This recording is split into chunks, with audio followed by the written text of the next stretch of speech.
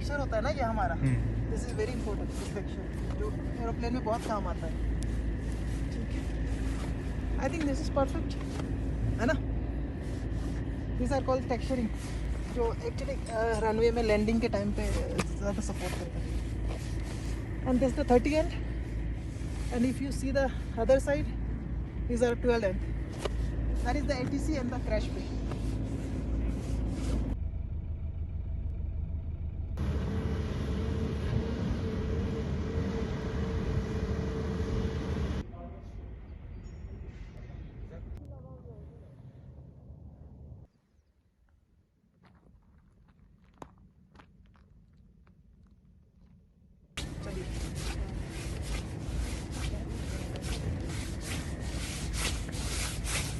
मैं colonel doming, commander 755 BRTF। मैं सबसे ऊंची BRTF कमांड कर रहा हूं अब, जो 15,300 फीट हानले में है।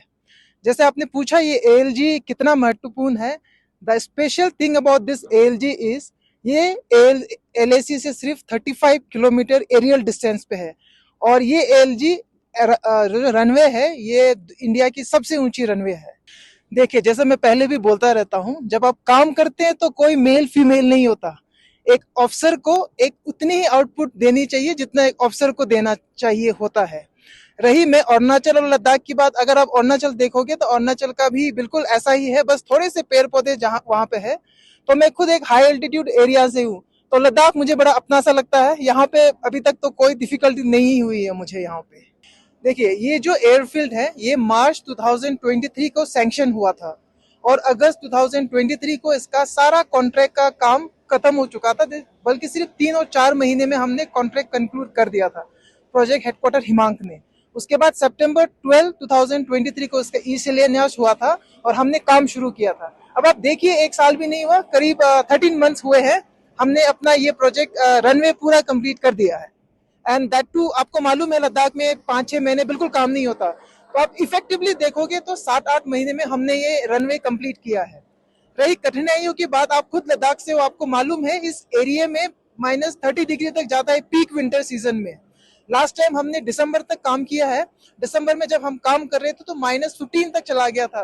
तो यहाँ पे काफी तकलीफ हुई थी। जो एग्जीक्यूटिव इंजीनियर ग्राउंड पे जो खड़े होते हैं, जो मेरे लेबर्स है, जो मेरे जूनियर इंजीनियर्स है, जो मेरे एग्जीक्यूटिव ऑफिसर्स है, काफी तकलीफ होती है उनको।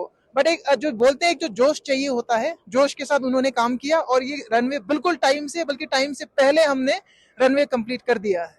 देखिए, ऐसा है, जब आप कोई यूनिट कमांड करते हो तो यूनिट में सिर्फ ऑर्डर नहीं चलता, यूनिट के जितने भी जवान होते हैं, जितने भी वहां पे CPLs भी होते हैं, उनकी जिम्मेदारी मेरी होती है। तो मैं किसी को डिसऑन नहीं कर सकता, सारे मेरे अपने हैं। जब उनको हम पूछते हैं आपकी तबीयत कैसी है, तो एक तो उनका दुख दर्द के बारे में पता चलता है, उनके हेल्थ के बारे में पता चलता है।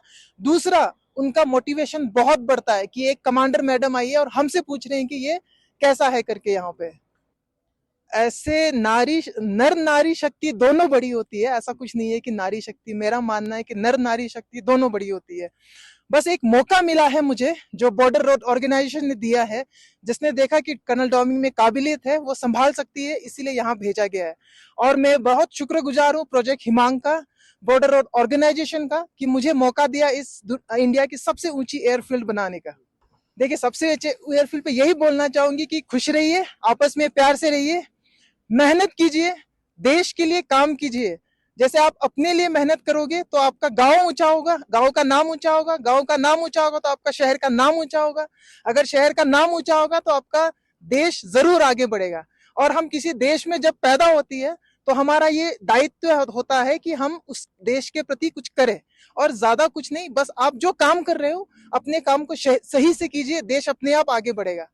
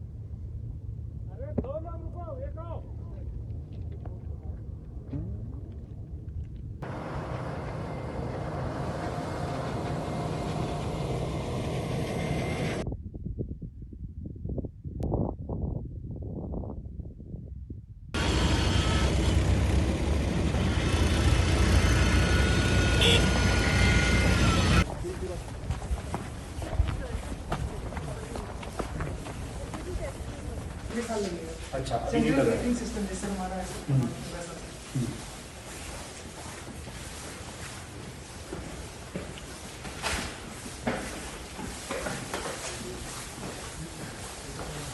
सो सेंट्रल हीटिंग में क्या है, वो those wall panels are there? Wall पे एसी में एक वेल्डिंग का है।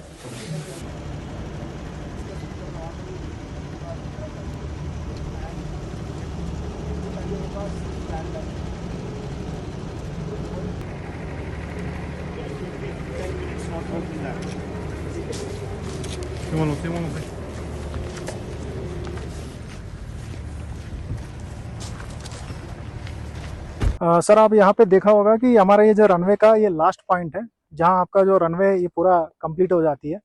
एंड यहाँ से आपका 2.743 किलोमीटर है जो हमारा फर्स्ट स्टार्टिंग पॉइंट है, वहाँ से लेके यहाँ तक टोटल 2.743 किलोमीटर है।